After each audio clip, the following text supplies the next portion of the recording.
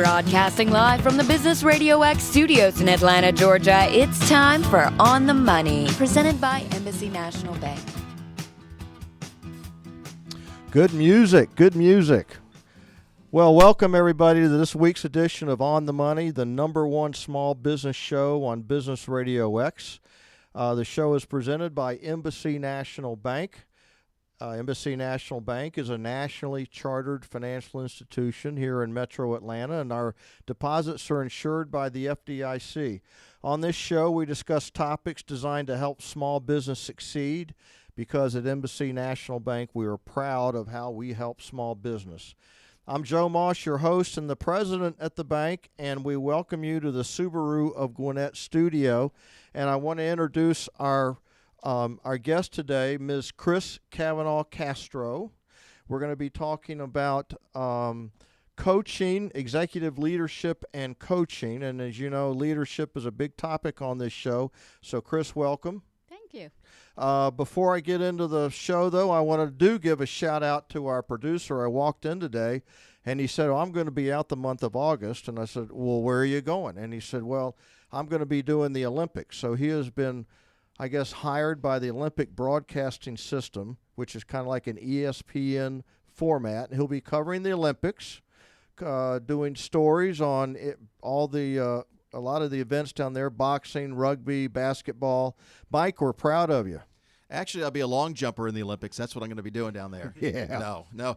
Yeah, I mean, this will be my third Olympics. I did Vancouver and London, and basically it's a 24-hour highlight feed that we provide to the rights holders around the world. So if you were anywhere in the world besides the U.S., you probably would see the work that we do, but NBC controls all the rights here. Right. And so they'll block you out. They block us out, and you only see NBC's coverage.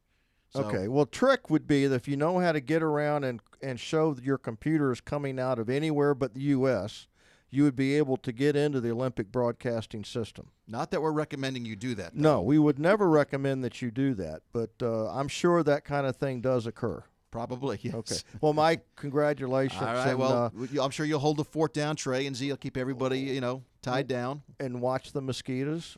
I won't bring any Zika virus back, I promise. I swear, we talked about that last week. I grew up in the middle of mosquitoes, and I don't know what the big deal is. But anyway, good luck. Media hype. Media hype is what it is. Hype. Okay. All right, Kris. I'm sorry. I just had to do that. You are the CEO and founder of BeginToShift.com. So talk about what Begin to Shift is. Sure, absolutely.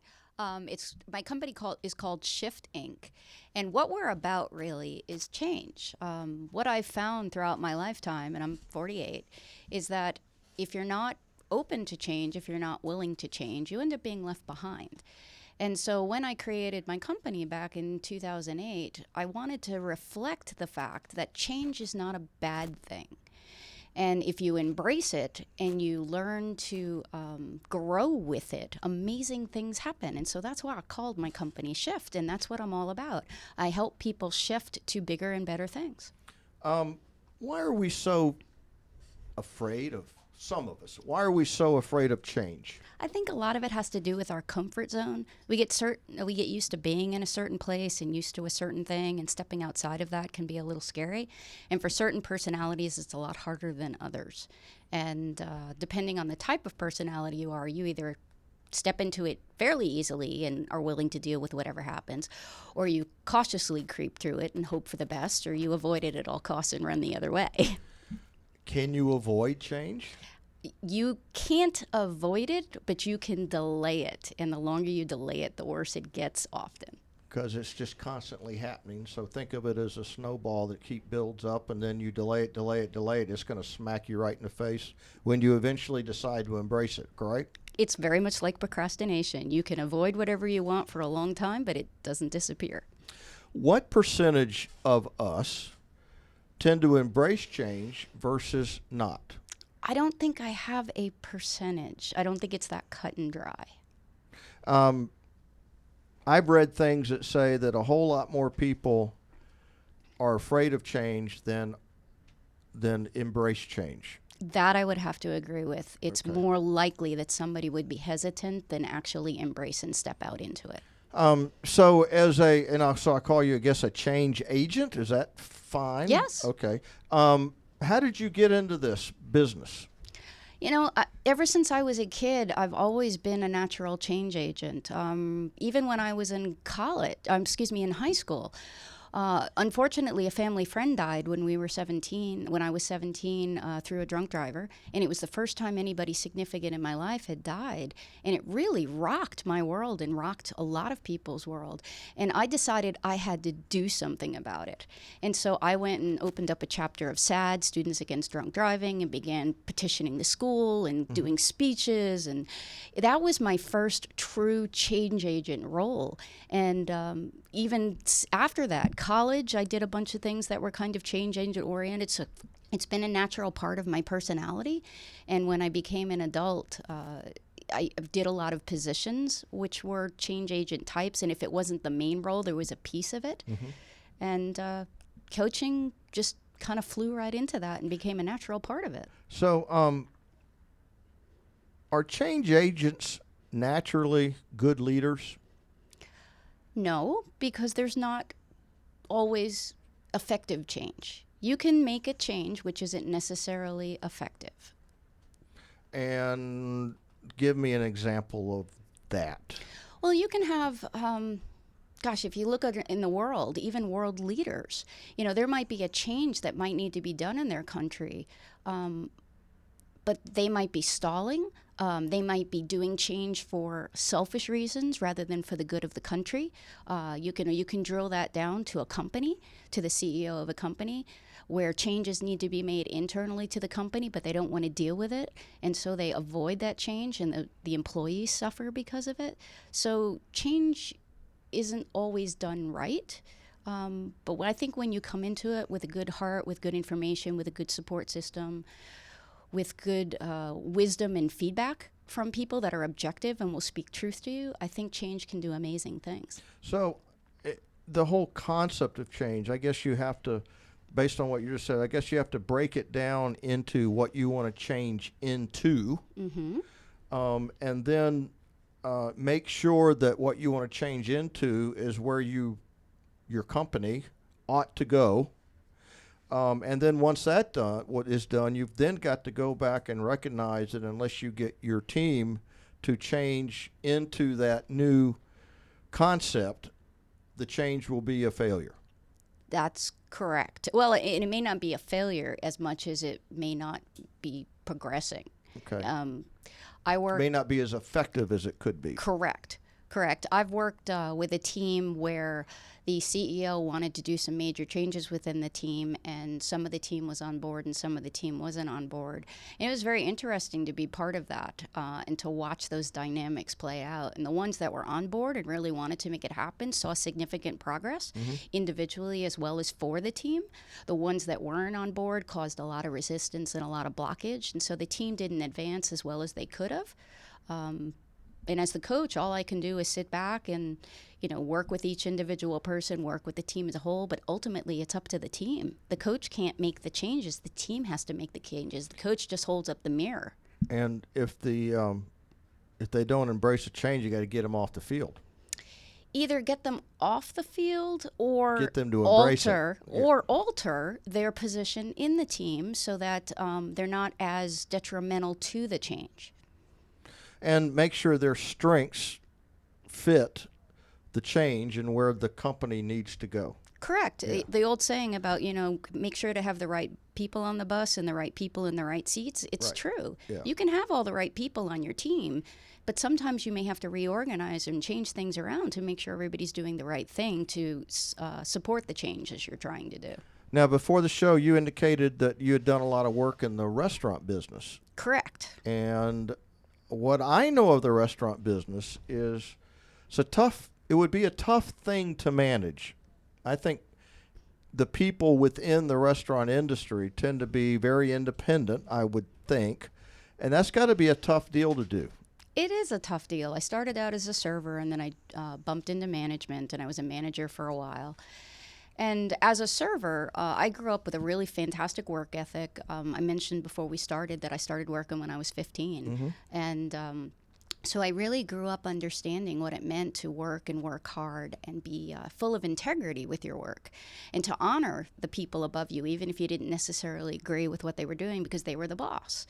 And so I came in as a server and did what I needed to do, did the best that I could do, and, served my customers the best that I can, and had fun while I was doing it. When I worked into management, it was kind of an eye-opener to recognize that, wow, not everybody's like me. Yeah, right. Yeah. You've got the servers who they're doing it just for a paycheck. It's not really their love. They're there to make money. So they come in, they do what they have to do, they go home. But there's no real drive about it. And then you've got the other people who really love to be serving. They loved what they did. And so they were a lot easier to work with. And the worst is a manager, and every restaurant, the manager knows this. When you set up a schedule and people call out and they don't even have a good reason, and then you're like pulling hairs out trying to fill spots, instead of, if your people are responsible and full of integrity, they're not going to call out for no reason. They're going to come into work and they're going to serve the way they're supposed to. So it was very interesting to be on both ends of that spectrum. Well, and most restaurants have a culture, even if it's a small independent restaurant. They've got a culture. Correct. I guess you worked at Jocks and Jill's, I guess. So they had a certain culture. Correct. So you had to kind of get everybody into that culture. Correct. And so in a lot of respects, you had to create the change within the people in order to get them focused the right way within that particular culture. Correct. And I think that Jocks and Jills did a fairly good job hiring people. It was more along the lines of holding them accountable for what they were supposed to do. Not necessarily so much being a change agent as much as it was trying to get people to be, I'll continue to call it, full of integrity. If you've got a shift, show up on time, do what you need to do. Don't call out if you don't need to call out. Cover your shift if you have to cover it. And again, it went back to some people were better at that than others, and the people that weren't, eventually they ended up being let go because you couldn't count on them. Don't you see that the team kind of pushes that kind of thing out, doesn't it? In other words, if you've got a team that you're building and then someone's there who doesn't share the kind of values or the culture the team has, the team kind of keeps them out, don't they? It depends on the team. If their role is vital within the team environment, it's not so much that they get pushed out. It's more so that things don't go as smoothly as they could. Conversations don't happen to the depth they do because people know there's going to be resistance. Conflict isn't going to be managed effectively.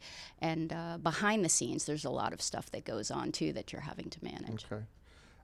You mentioned a couple things, values and accountability, and I want to get back to that. But first, you like to talk about within helping companies. You talk about creating and developing a CEO mindset. So why don't you define for us a CEO mindset? Sure. If you think about any successful CEOs, they come to the table with values, with integrity, with a bunch of great leadership. Yes, great CEOs do. That's correct. With a bunch of great qualities. And so there's a mindset around being a CEO that has to do with how they do their job, how they function within their job, how they treat their people, what risks they're willing to take, what they're not willing to do to maintain integrity with who they are in the company in itself, and an ownership of what they're all about and what they're responsible for. And so that CEO mindset is so very important for any individual.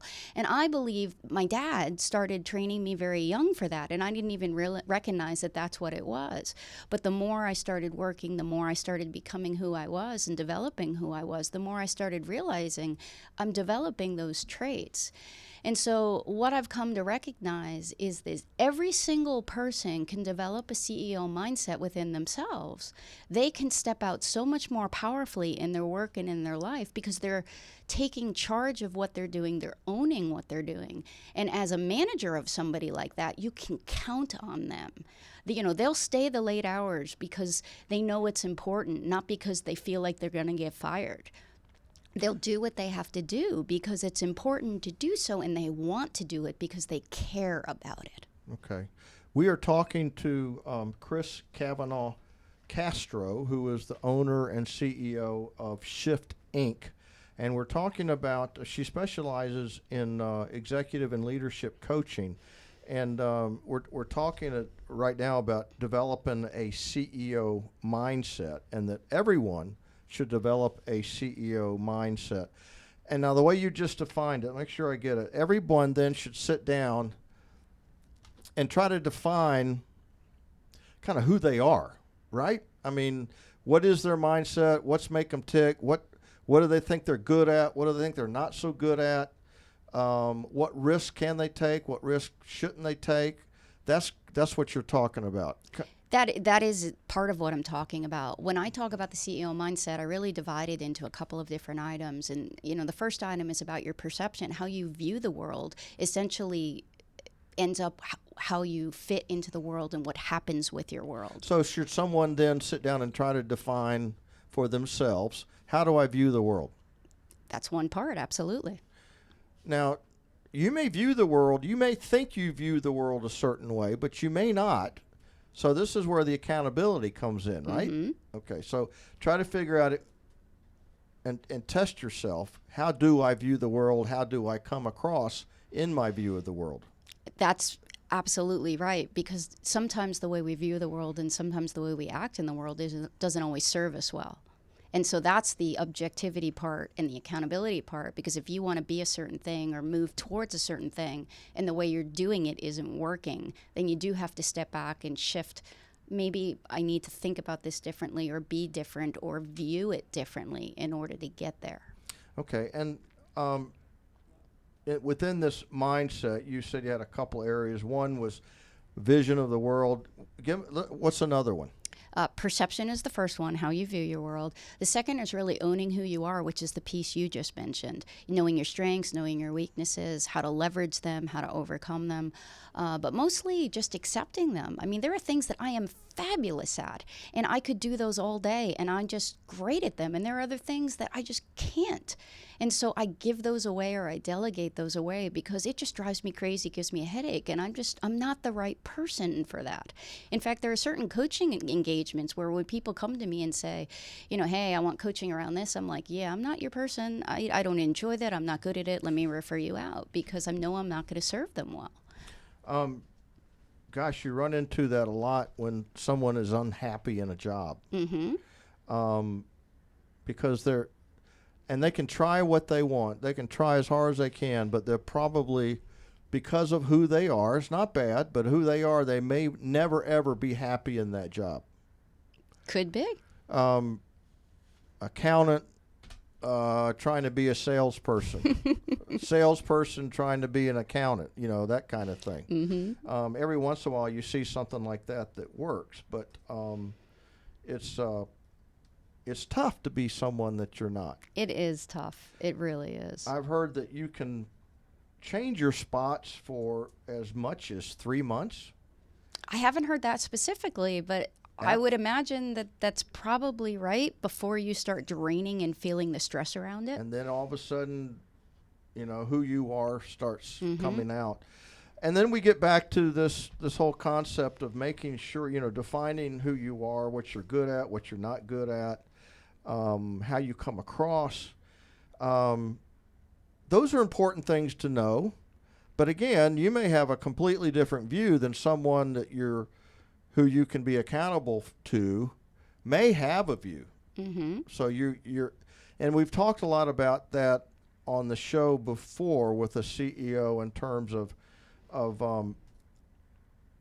how do you come across versus how do I think I come across? Correct.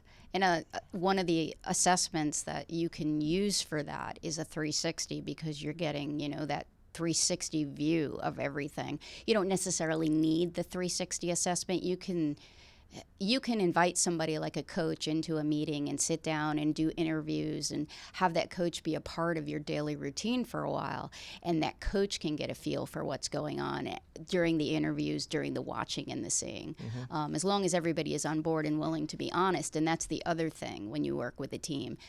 When I stepped into the team environment a year and a half ago, when I was working with a team internally, it was really interesting for me to build trust with these people because they didn't know I was going to be hired for this.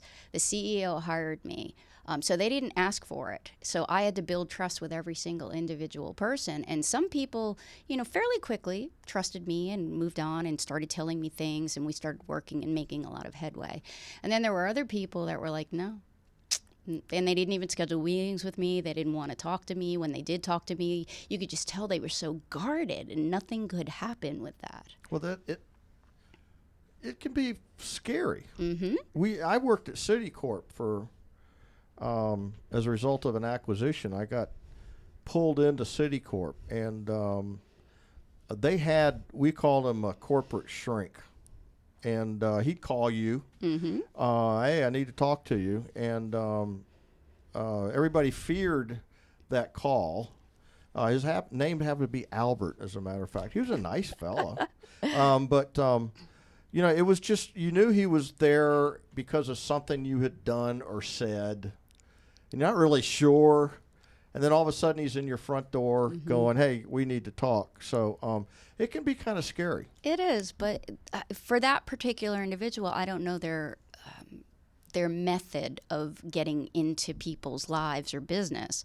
But what I always found is when I got hired by the CEO, the first thing I told him was, I want you to understand what they say to me stays with me. If they rip you apart, if they have nothing nice to say with you, it stays with me. You don't get to know any of that. And vice versa, what you say to me stays with me too. And he agreed, and never once, which was fabulous, did he ever ask me what they were saying, because they knew that the people that really gravitated towards what I was doing knew they could trust me. They opened up and they said what they needed to say. They talked about their struggles with other team members. And because I had the big picture view, I was able, unbeknownst to them, I was able to kind of coordinate opportunities for them to mend fences because I knew all sides of the story, and they didn't realize that I knew all sides of the story. So I was kind of a fence mender as well, and I was able to allow some relationships to flourish that really struggled before. And I don't take credit for that. They take credit. I just set up the opportunity, and they were the ones that did the work. You mentioned that.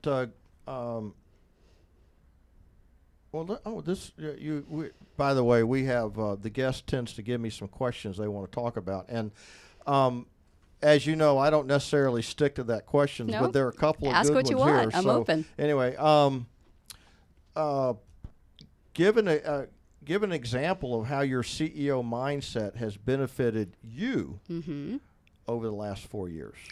Well, the last 4 years of mine have been quite transitional. 2012 started with an unexpected divorce, and my life kind of went upside down from that point. Just everything kind of rocked. And had I not been CEO of my life at that point, I really believe that I would have been so much more affected by that transition. That particular year that it happened, I had just released my second book. I had speaking gigs lined up. I was coaching.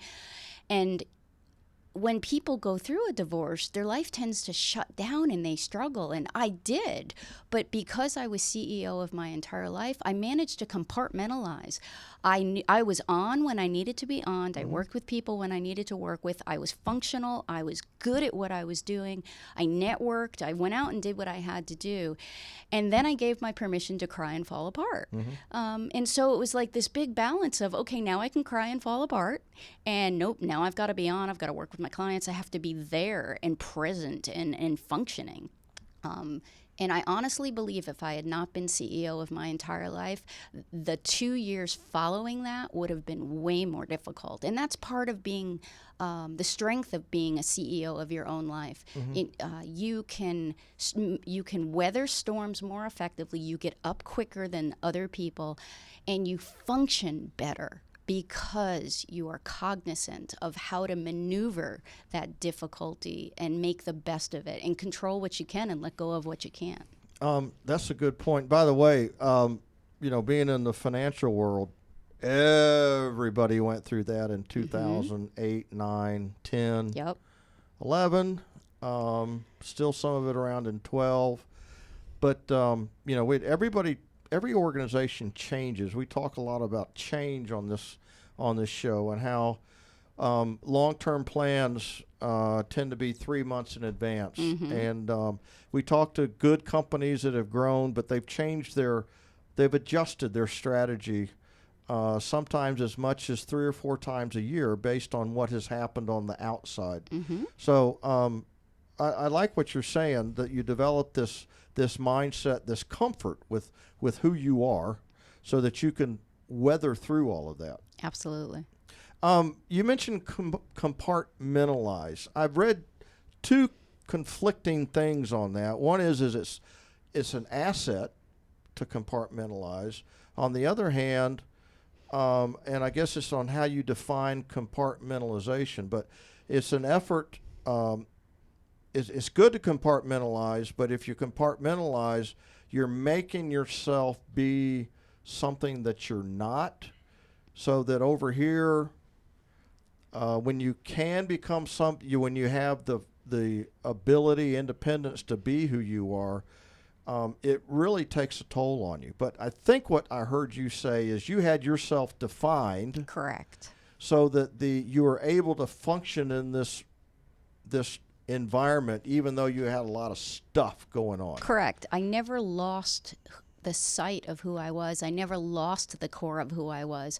I merely pulled from different areas of who I was to help me at any particular moment. When I needed to be a coach, I was a coach. When I needed to be a speaker, I was a speaker. When I needed to be networking and facilitating and connecting and growing, I did that well.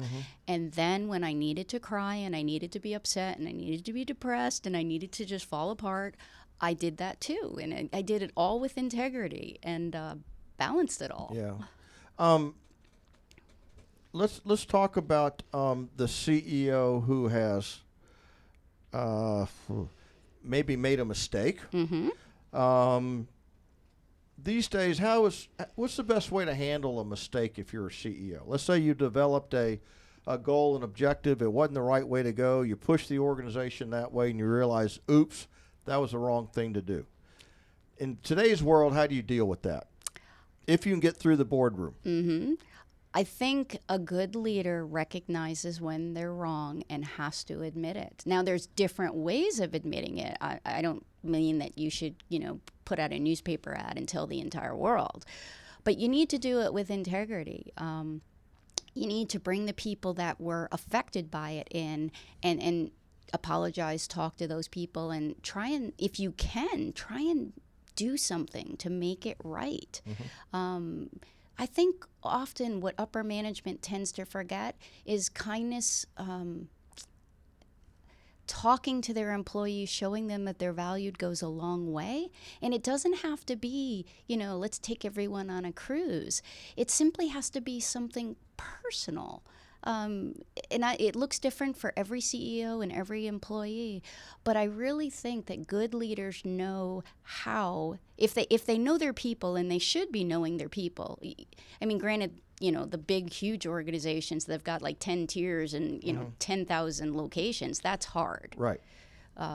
But you should know the people that are closest to you physically and the people that are closest to you as part of your team. You should really take the time to get to know them. I would say what they value, so that they know that you value them. And I guess, everybody talks about, that's the new style of leadership, but it's really not. And if you go back in time, you'll find examples within corporate America of companies that have always managed like that. And when they didn't, they fell apart. Like Hewlett-Packard is a great example. IBM was another great example.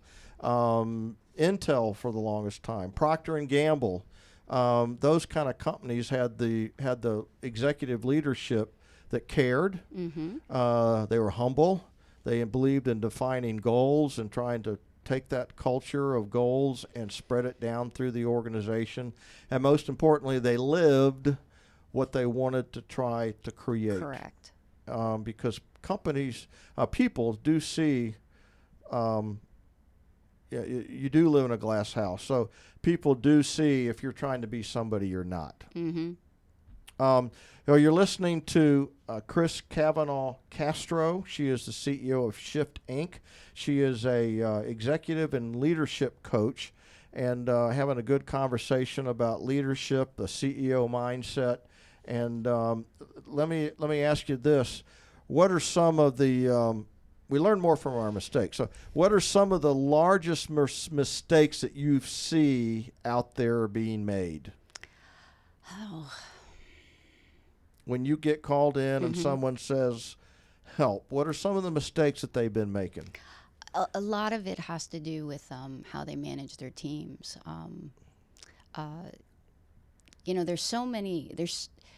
There's so much room for a great leader to bring a team together. And if a leader isn't, we talked earlier about the fact that sometimes your perception isn't the right, the perception that everyone else has. If you are not constantly looking in the mirror and seeing how you reflect to other people, you can be unknowingly, giving people a hard time or coming across critically and condemning. You might have a team member who their personality type, they need more validation, but because you're not giving them that validation, they don't feel valued. And if you would just tweak that just a little bit, they would shine. And that's the important part about knowing you and knowing your team, really getting a feel for how your team acts, how your team functions, what their strengths and weaknesses are, what their motivators are. So how would you, in terms of a weakness within a company or an individual, how would you define that? Perception being different than they're different than who they think they are? It's not so much different as much as it is, you may not have said or done something the most effective way. For example, I've got a lot of different people in my life, both my business and my personal life, that are my support network. And I reach out to them for a lot of different reasons. And there are some people that I reach out to that I know they're going to be blunt, they're going to be honest, and they're going to be direct, and it's going to hurt. And that's okay, because I know I can handle it. And we've already established the fact that if you need to say something to me, don't beat around the bush, just say it, even if it hurts. And there's other people in my life where they're going to say it softer and more politically correct, and that's okay too, and I can handle that. But if they know me, and they do a lot of times, they're probably going to do the direct thing. And that's part of knowing your team, is really establishing, is it okay for me to tell my boss, listen, I wish you had said it this way? Have you established that culture where the boss is open to receiving feedback from the team, to receiving constructive criticism from the team? Because often, if that is not actually laid on the table in any sort of honest way, the team doesn't know where the boundaries are in terms of what they can say and how they can relate to their boss. Just the fact that they would pick up the phone and say help would indicate that they've got the number one trait that is required to affect a positive change, and that is being humble. And I think that's interesting. We've talked a lot about humility in leadership, and just coming to grips with the fact that maybe I don't know everything. Maybe I'm not doing it the best way I can. So yeah, I'm open to some adjustment. But again, it's hard to change who you are. So you've just got to get the right people around, I would think, that can gel. That's correct. And it's not necessarily changing who you are all the time. Sometimes it's just about adjusting what you're doing. Like, I'm who I am, who I am, who I am. It's who I am. I'm not going to change. But I can adjust what I say, how I say it, how I approach it. Those are adjustments, but it doesn't change who I am. I'm simply more effective doing it this way rather than that way. All right, last question, and then we're going to have to call it quits. Okay. I know you can't believe it's been 34 minutes, but that's what happens on this show. It turns out to be fun. So, with what you do, what kind of groups benefit the most from your skill set? I think as a whole, there's a lot of companies now, because of the edicts from federal government about health and wellness programs that have to be in small businesses of a certain size. I would be great for like a small business lunch and learn, for a corporate lunch and learn, to come in and talk about the CEO mindset, just to kind of strengthen and build that within their employees. I'd be good for association meetings, different kinds of groups that have got monthly meetings or luncheons. Yeah, I would think not-for-profit. I've always been told that not-for-profit is the toughest organization to try to lead. It can be, because you've got so many avenues. It's not like a profit where you come in, you lead your company, and you're trying to make money. With the nonprofits, there's a whole complexity around nonprofits. And people are volunteers. And there are a lot of volunteers. And because they're volunteers, it's a little bit more challenging to figure that out. Yeah, and I've discovered that in some not-for-profits that I've been involved with. Everybody's got their opinion and idea, and and that's good. You just have to be ready for it. Mm-hmm. Just have to be ready for it. Now, the CEO mindset, I guess another way of saying is you've got to be a leader within yourself. Correct. We had a show just recently where we talked about how everybody is called to be a leader. I agree. And everybody's got that ability. We talked about whether leaders are born or whether they are created. And I guess the jury's still out on that, because everybody has some leadership skill within them, and they need to grasp that. I think it's a combination of everything, but even in the most remote place in the whole world, if it's just you, you still have to lead yourself. You still have to get up and make decisions, and try and make decisions that are good for you. And just that alone makes you lead yourself towards something. Okay. Well, that's the show, and I appreciate everything you've done, and the conversation's been great. Why don't you give some concluding thoughts? Sure. I guess as a whole, I love working with individuals, executives, and leaders. If you want to get a hold of me, feel free to jump onto my website. I've got a great, just over 2-minute video if you want to get a glimpse of me. I watched it, by the way, and it's a good video. You can do it at begin2shift.com. Mm-hmm. 2 is a T-O. If you're interested in talking a little about coaching, whether it's personal or professional, love to have a conversation around that as well. You also have an assessment that you can sign up for? Yes, it's called a CEO assessment, and it's basically from a book that I wrote called Stuck to CEO. If you're interested, you can get it on Amazon.